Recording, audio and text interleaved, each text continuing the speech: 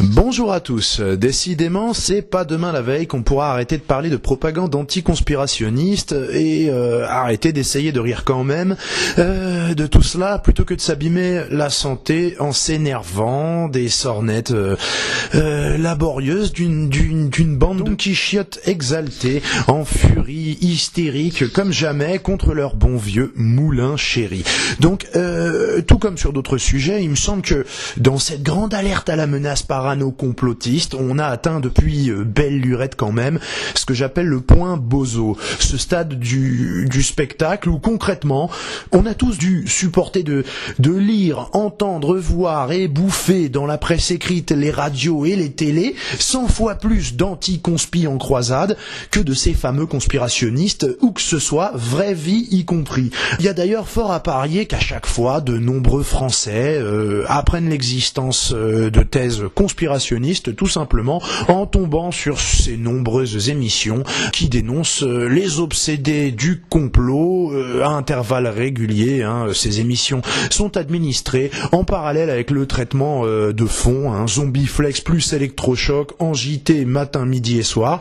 Il y a comme un vent de panique à la clinique là, à croire que quelque chose cloche de plus en plus fort, de plus en plus faux, que c'est de plus en plus évident et qu'il y a de plus en plus de patients qui commencent à s'agripper, à se tenir le sommet de leurs crânes ouverts et qui s'y cramponnent comme des forcenés dès qu'ils entendent l'infirmier en chef qui débarque au fond du couloir et qui démarre l'aspirateur à neurones. À croire que de plus en plus de gens arrachent leur perfusion de propagandine et se mettent en tête de péter un carreau pour s'échapper de cette espèce d'asile géant. Il semble donc urgent pour l'équipe médicale là de gérer le problème histoire de limiter les dégâts. Il faudrait quand même pas que les gens se méfient trop, après ils s'imagineront je sais pas quoi, que nos dirigeants mépriseraient la vie des humains et n'agiraient que dans leur propre intérêt, quitte à nuire à la masse, la nature humaine qui serait pas foncièrement bonne et à l'épreuve des tentations. Enfin n'importe quoi. On est en plein PMU là, qu'est-ce que c'est que ces rumeurs de Poivreau, comme quoi le pouvoir et l'argent pourraient pourrir les gens. Enfin, ça s'est jamais vu. Dans toute l'histoire, on n'a jamais vu un dirigeant corrompu. On voit pas pourquoi ça changerait. Donc, disais-je, il est urgent de remobiliser les équipes de soignants pour faire quelque chose et faire en sorte que les gens prennent leurs médicaments correctement. Donc, voilà, je vous ai réunis parce que l'heure est grave.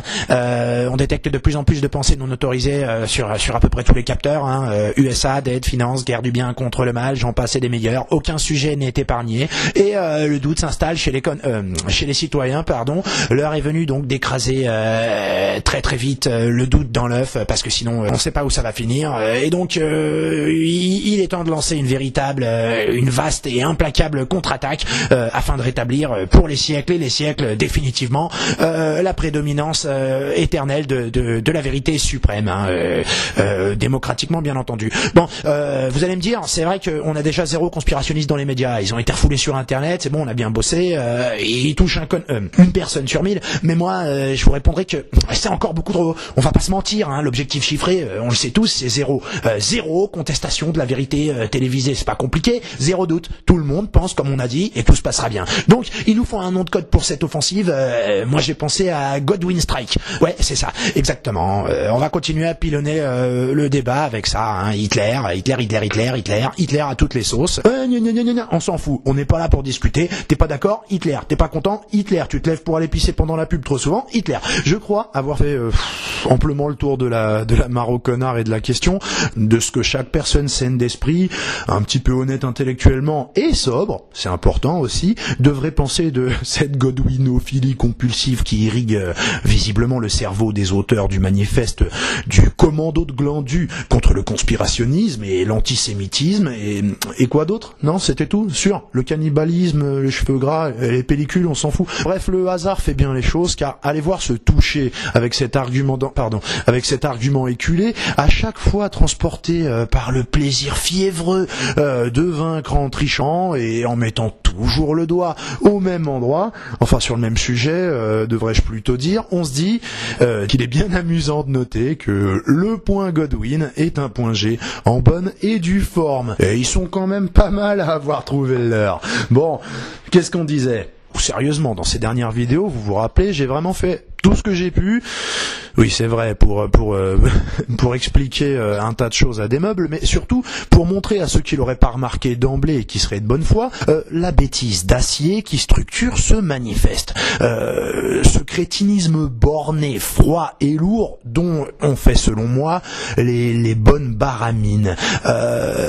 Parce que à contempler les propos de certains militants anti-fâcheux qui prônent l'élimination sociale et médiatique des mécréants, pardon, ils sont laïcs, c'est pas donc non, c'est pas le terme, les conspirationnistes, pardon, c'est ça. Donc adeptes de la théorie du complot, il faut comprendre, hein, tout simplement et très vite, réfractaires à certaines versions officielles et notamment à celle du pays le plus armé du monde, qui a le plus à gagner et qui gagne effectivement le plus à chaque fois, hein, dans une guerre par an, de les bonnes années, par exemple. Enfin, les complotistes, quoi, absolument, c'est ça, les fous, les fachos. Enfin, donc, j'ai pas de mesure fiable hein, sur cette dernière escapade spéléologique qu'on a fait ensemble, parce que mon stupido fumistomètre a grimpé très très vite à 1 million de particules de crétinium à la minute, c'était son max, et il a tout bonnement implosé quand j'ai lu le titre. Moi-même, j'ai peur de développer un cancer de tout.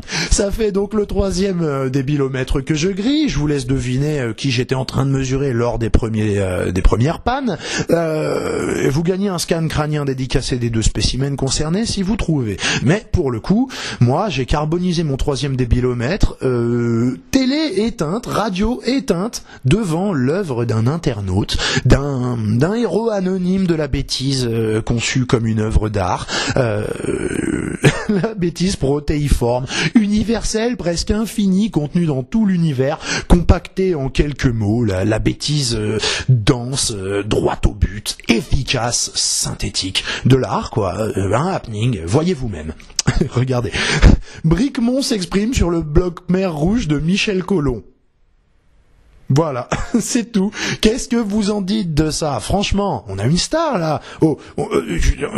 C'est la fin de l'histoire de la connerie. C'est plus la peine de faire des efforts. Là, on peut pas faire plus court et plus puissant dans la matière. Les champions de la discipline ont vraiment du souci à se faire parce que là, on a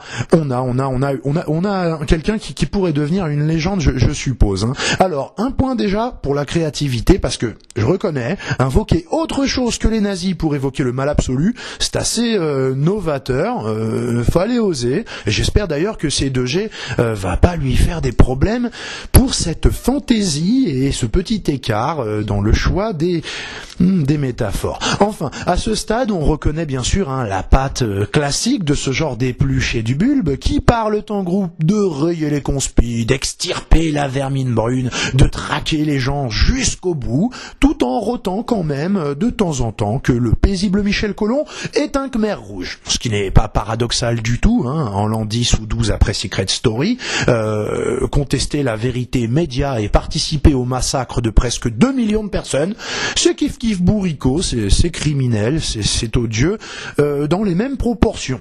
Il n'y a pas de raison de se priver de dire n'importe quoi. Ah la vache, punaise, c'est vraiment lamentable.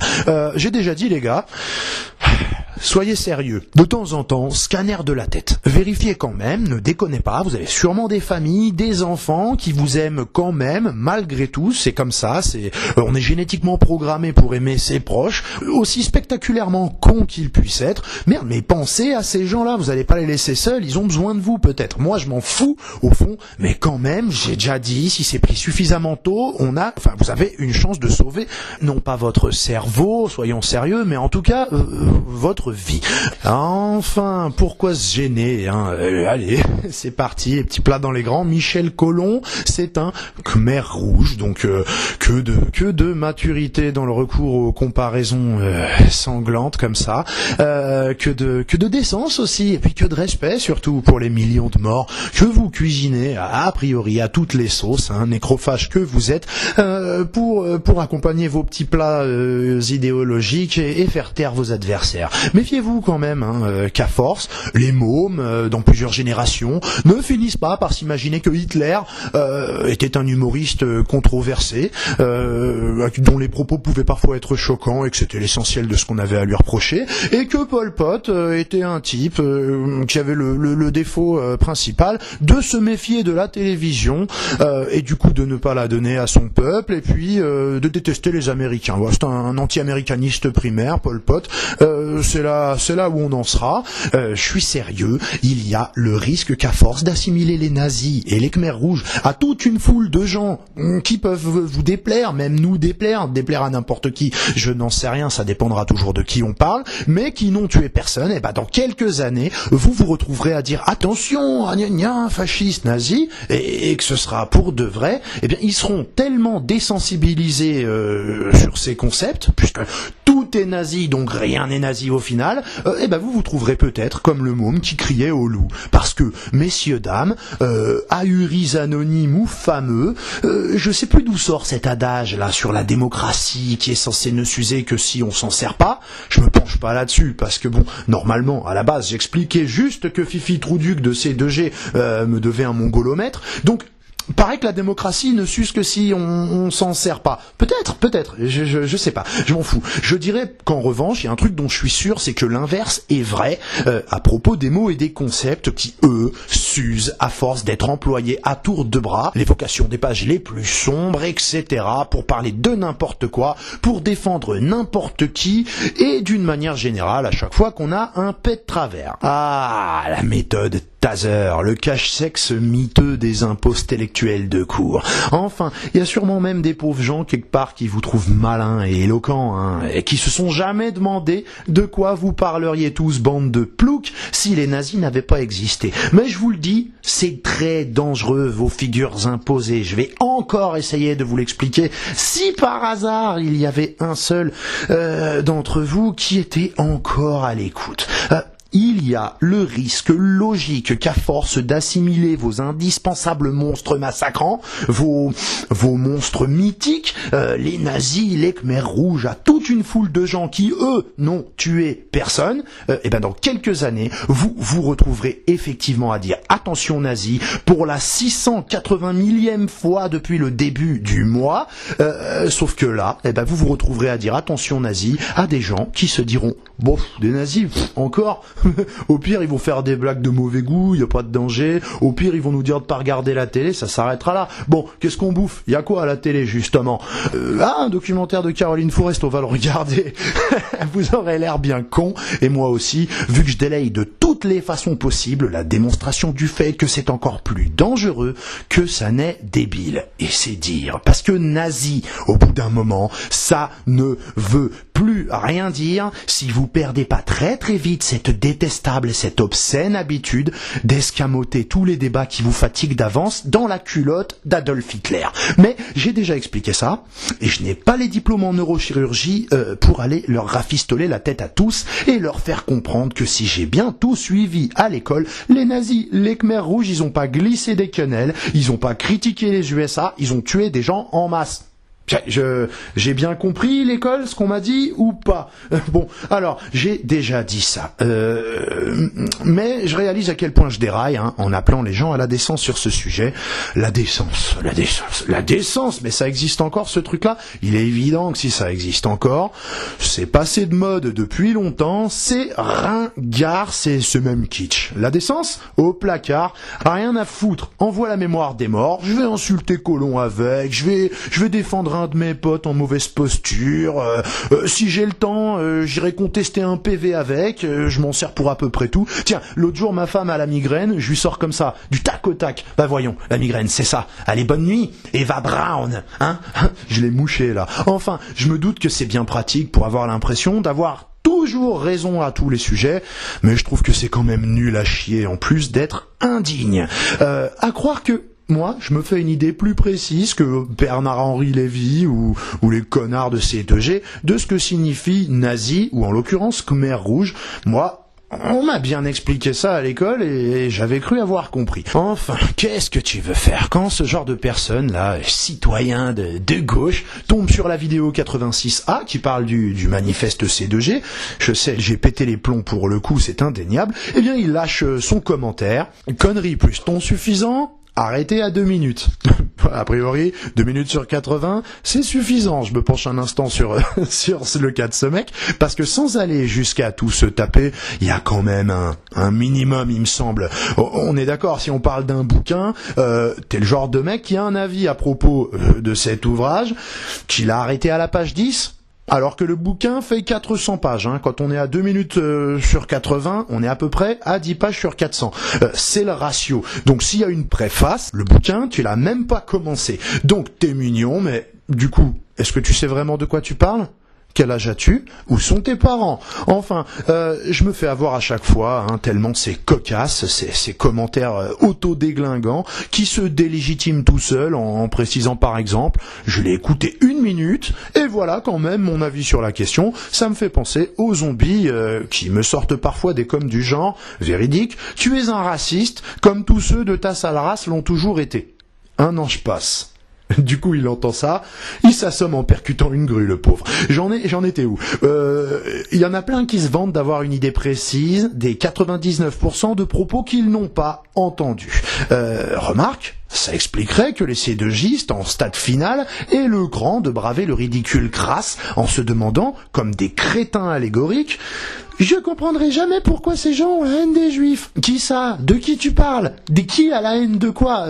Qu'est-ce que tu racontes ? C'est les voix dans ta tête qui t'ont dit ça ? Attends, c'est même pas l'apothéose de ce commentaire. Vous allez voir la chute parce que on a quand même là, pour le coup, du bon gros débile de compète avec un truc un peu malsain en plus que je vais être obligé de vous montrer. Donc à propos de cette dissection que j'ai faite pendant 1h20, établissant clairement que l'accusation d'antisémitisme à moi me semble suffisamment grave pour avoir à démontrer à quel point elle est ridicule si et puisqu'elle l'est quand elle s'adresse à n'importe qui ne regarde pas la télé sagement, le mec a même pas un plan B, une astuce de rechange pour éviter de rabâcher à nouveau la doctrine foireuse que je viens de démonter, je pense. Ce que j'ai dit pendant 1h20, abstraction totale. Le pauvre gars repond le même œuf indéfiniment, comme une poule qui ferait l'autruche à sa façon, comme elle peut, dans une salle en béton. Je sais pas si vous comprenez l'image, mais en tout cas, lui, je suis sûr qu'il la comprend pas.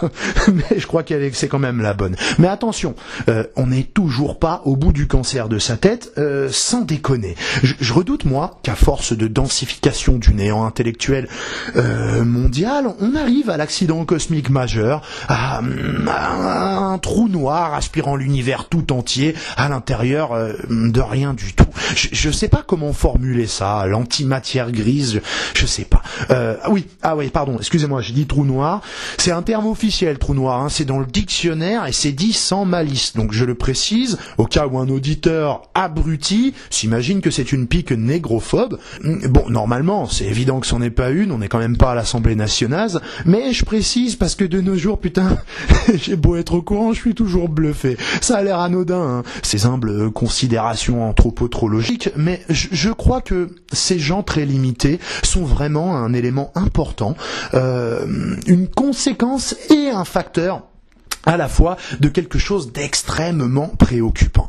Donc, madame, on se calme, j'ai dit trou et pas triangle, d'accord ? Bon, bref, revenons à nos bouffons. Dans la vidéo concernée, j'explique entre autres que les gens qui détruisent le monde, les banksters, les industriels, les multinationales sans pitié, les va-t-en-guerre, etc., bref, les criminels, les assassins, sont les seuls individus qui, au nom de leurs actes et au nom de leurs actes seuls, me préoccupent, m'inquiètent et me dégoûtent. Et qu'encore, sachant cela, je veux même pas qu'on les tue, qu'on les mette en prison à perpète, ça suffirait à mon bonheur. Ayant dit cela, je précisais donc qu'à moins d'être imprégné d'un certain nombre de clichés douteux, personne ne pouvait comprendre de mon propos que j'attaque une appartenance religieuse à l'exclusion de toutes les autres. Donc, je sais pas si tu comprends ce que je te dis, misérable nul. J'ai dit précisément qu'il est d'autant plus idiot d'assimiler tout conspirationniste à un antisémite. En toute logique, cela revient, c'est mathématique, à sous-entendre que toute conspiration serait forcément juive. Allô, le titre de ce manifeste est en lui-même antisémite. Et encore, c'est rien à côté de la suite de ton commentaire. Enfin, pour l'instant, sur cette vidéo, moi, je dénonçais bien justement l'antisémitisme paradoxal contenu dans l'amalgame stratégique qui sert de manifeste assez rigolo de C2G. Ou, par exemple, dans les propos délirants d'un fabuliste électrostimulé qui, pour des raisons qui m'échappent, vient nous raconter en rigolant une histoire de pantalon à une jambe, antisémite jusqu'au délire, puisqu'ayant clairement l'air de dire que tous les escrocs de la fable, et donc les spéculateurs responsables de la crise, s'appelaient Shlomo, etc., et que le pigeon s'appelait forcément Christian. Moi, au lieu de dire que ce serait une preuve d'autre chose que de la triste sénilité de Jacadi, je dis que c'est débile et dangereux. Donc, à propos de moi, qui déplore que des abrutis fassent ce type d'amalgame antisémite, un connard se demande pourquoi ces gens-là détestent les juifs. Putain, et pourquoi t'es con ? Tiens, une autre question. Pourquoi tu parles couramment français sans visiblement en comprendre un traître mot ? Tu t'es cogné très fort ou quoi ? Ça m'intrigue aussi, sérieux. Ça, c'est une bonne question, non ? Ça m'aiderait en plus à comprendre la tienne de question. Et puis surtout, ça m'aiderait à comprendre la suite de ce commentaire. J'arrive pas à croire que je digresse autant pour des pouffiards pareils. Pardon. Je dis pouffiard parce que, pour le coup, sur cette vidéo-là, les champions sont pour le coup majoritairement des hommes, sur un plan biologique et d'état civil, pas dans la dimension romanesque du terme, cela semble évident. Bref, je perds du temps, je sais qu'il faut que j'arrête d'étudier à la loupe ces chures de mouches insignifiantes, mais encore une fois, je crois que c'est vraiment symptomatique de l'époque qu'on est obligé de vivre. Pourquoi ces gens détestent les juifs, se demande ce crétin. Mais je déteste qui, moi, abruti ? Tu comprends ce que je te dis ou pas ? Ah, oui, pardon, je suis bête. T'as sûrement coupé à 1 minute, j'avais juste donné le titre du manifeste. Donc, c'est normal que tu saches pas ce que j'ai dit, et c'est normal que tu te sentes obligé d'inventer le propos auquel tu crois pouvoir et devoir réagir. D'ailleurs, on va arrêter de s'adresser à toi, à lui, puisque ayant dépassé les 2 minutes d'activité cérébrale en continu dont il se vante d'être capable les bonjours, il n'y a plus personne de C2G, il n'y a plus que vous qui, même si vous trouviez par exemple que je suis moi-même un abruti fumeux, drapé, boursouflé de tournures ankylosées, prétentieuses jusqu'au rococo, tout ce que vous voulez, vous êtes loin au-dessus du lot des crétins qui nous ont quittés depuis 40 minutes. Donc, revenons aux commentaires de ce dindon, c'est toujours le même, mais comme je vous ai dit, on n'avait pas encore touché le fond, parmi les crabes et autres nécrophages marins, affairés à dépioter les restes de la pensée morte, ligotée, lestée de lourdes certitudes binaires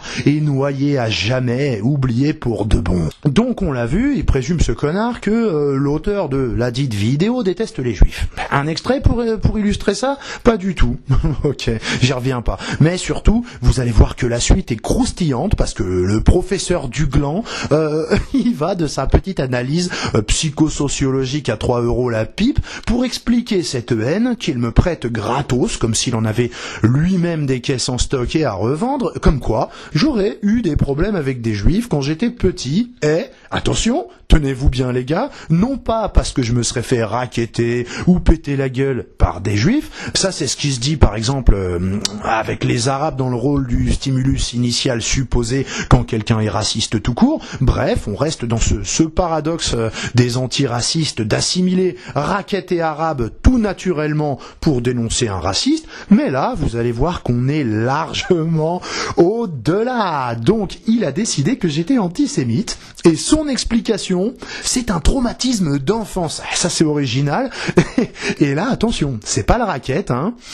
Tenez-vous bien, c'est le viol que j'aurais subi enfant, viol pédophile perpétré par un ou des juifs. Allô, ça devient comme ça, des associations d'idées pareilles. Enfin, qu'est-ce qui se passe? Qu'est-ce qu'on fait là? Tu imagines un problème avec un juif et le seul truc qui te passe par la tête, c'est un viol pédophile en réunion? Enfin, c'est qui l'antisémite, pauvre tête de nœud? Ça va bien justement dans ta tête? Tu te rends compte de ce que tu écris ou... Merde, j'avais oublié, il est pas là. Enfin, c'est comme l'autre au début, qui est pas là non plus, mais je m'en fous, je le dis pour vous, qui trouve mon ton suffisant. Ah ouais, c'est fort possible, on s'en moque. Je sais pas, donc si mon ton est suffisant, c'est possible, je m'en fous. Mais moi, je vois un truc qui est nettement insuffisant. C'est le raisonnement qui devrait normalement tenter de lier Michel Colomb au Khmer Rouge et qui n'est pas là. C'est suffisant, ça? Ça te convient? C'est satisfaisant intellectuellement? Punaise, les gars, mais si c'est vous l'alternative sérieuse à je sais pas quoi, mais faites quand même un petit test de QI par curiosité, les gars. Vous serez peut-être surpris, hein, ou pas, remarquez, puisqu'en toute logique, vous devriez pas vous rendre compte si le score avoisine ce que je suppute. Ou alors, vous allez nous dire que c'est un test de Khmer Rouge, je vous fais confiance pour trouver quelque chose. Bon, les copains, c'est merveilleux. J'ai trouvé des goûts radioactifs infectés de mutants impayables. Excusez-moi, je prends mon temps, je prélève des échantillons dans la vase, j'essaye de comprendre comment on en est arrivé à ce degré de viscosité cérébrale. Ça ressemble à rien du tout, mais c'est super intéressant parce que c'est de ça notamment que le monde meurt au ralenti. Des cons du monde entier qui se concentrent 2 minutes et se croient en capacité de lutter avec je ne sais qui au nom d'une opinion forgée sur 2 minutes. Bonjour. Je vous propose de rejoindre un mouvement qui cherche à une alternative sérieuse. Je m'appelle Jean-Cyril Lettré, j'anime la page Politique Fastoche. Je suis très motivé et quand je me concentre, je peux me concentrer 2 minutes de suite. J'adore. Bon, je redigresse à plein tube, hein. Fermons la parenthèse, je suis désolé mes amis. C'était juste la petite histoire des derniers instants de mon 3e débilomètre. Et donc oui, forcément que j'en ai un de rechange de débilomètre. Je commence à avoir l'habitude d'être à chaque fois surpris des sommets indépassables que pourtant l'on dépasse encore et encore à la conquête de la débilité suprême. Puis je dois avoir un trophée à la fin en forme de banane ou de courgette avec un Hummer et 12 000 femmes à la clé pour le vainqueur. C'est pas possible autrement. Donc je fais confiance à ces alpinistes de l'absurde. Ils n'auront de cesse de repousser les limites plus fort, plus haut, plus loin, sans le cerveau et sans les mains. T'inquiète pas. J'en ai donc un de rechange de débilomètre, mais je le ressortirai demain, parce que si je l'avais sorti aujourd'hui, vous avez bien compris que j'en aurais grillé un de plus. Et demain, je vais en sortir 3 pour pas m'arrêter au milieu de la vidéo, puisque demain, si tout se passe bien, on va se pencher sur le missile en mousse que Forrest nous a décoché à tous, courageusement, hein, risquant son poste, sa carrière brillante, quitte à être dégradé de la Légion d'honneur, viré, blackboulé de tous les plateaux télé, et ce à jamais, suite à un coup de fil du puissant lobby conspirationniste, hein, Thierry Messant en tête, ou d'Alain Soral, hein, qui va téléphoner à ses potes au gouvernement pour vous faire fermer la bouche. Enfin, je vous disais donc, conspirationniste, au sens médiatiquement convenu, il est temps de trembler. Et ça s'adresse à presque tout le monde, hein, puisque tu te lèves de la télé à toutes les publicités, déjà, on dirait que t'es limite, hein, donc assieds-toi, et détends-toi. Conspirationniste, comptez les heures et les minutes, car incessamment sous peu, vous allez être démasqués, tous autant que vous êtes, lamentable paranoïaque, aux yeux du monde et peut-être même aux vôtres, puisque, vous l'apprendrez, vous êtes peut-être un complotiste qui s'ignore. Attends, on va faire un test pour essayer de voir. Béton contre papier, c'est quoi qui crame le mieux? Réfléchis pas, réponds tout de suite. Le papier, mauvaise réponse. Toi aussi t'es un complotiste, et tout ce que ça implique. Donc repens-toi mon frère, l'instant est proche, où tu découvriras enfin la vérité toute nue, et vous vous rendrez à l'évidence que la vérité toute nue, elle est tout entière et pure, projetée sur les murs de la caverne. Donc c'est dur à croire, mais c'est obligatoire, et c'est Caroline Fourest qui nous a remis les idées en place l'autre soir. C'est son année, à croire qu'elle donne pleine et entière satisfaction à Ah merde, à personne, je suis bête, les médias sont indépendants, les journalistes aussi, la CIA ne renverse pas de gouvernement non plus, le chat a un bec, des palmes et une queue de castor, mais c'est pas un ornithorynque, pas du tout. On se fait des idées. Alors, après CDG, je vous avoue que je suis déçu, je croyais vraiment que Caro allait envoyer la purée, les ovnis, les nazis, les chupacabras, les terroristes et tout le Bataclan, et finalement, c'est quand même plus soft. Elle tente pas de chiffres du genre 98% des conspirationnistes mangent des bébés. Thierry Messant a livré tout seul un four crématoire à Reopen 911 et ils ont commencé à bosser. Non, c'est moins truculent que prévu, surtout après les trésors de stupidité déployés par certains obsédés du complotiste, adeptes de C2G, sur Facebook. Bref, je reviens demain avec la vidéo de la toute grandiose. Donc à ceux qui ont jeté, explosé ou carrément pas acheté de télévision, préparez-vous à faire un crédit sauf un con pour vous acheter un plasma énorme parce que vous allez gagner un temps fou et je l'ai appris de sa bouche, c'est super simple. Tu poses ton cul, t'allumes ta téloche, t'as la vérité, t'as plus qu'à te détendre. Alors bien sûr, je ne veux pas être mauvaise langue, vous reste admet quand même que l'on se pose des questions sur des trucs faux, éventuellement, mais qu'on s'en pose sur la vérité, vous conviendrez bien que ça n'a pas de sens, puisque par définition, la vérité, c'est vrai. Ah là là. Bon allez, à demain les copains, j'allais dire on va rigoler, mais il me semble que si vous êtes déjà allé voir son petit pâté à la grande Fifi, là, bah vous avez pas eu besoin de moi pour vous marrer, mais je vais quand même y revenir, tellement tout son petit réquisitoire est livré avec un bouton autodestruction rouge clignotant, bien tentant, mais ça fait presque de la peine d'appuyer dessus, mais on va être obligé.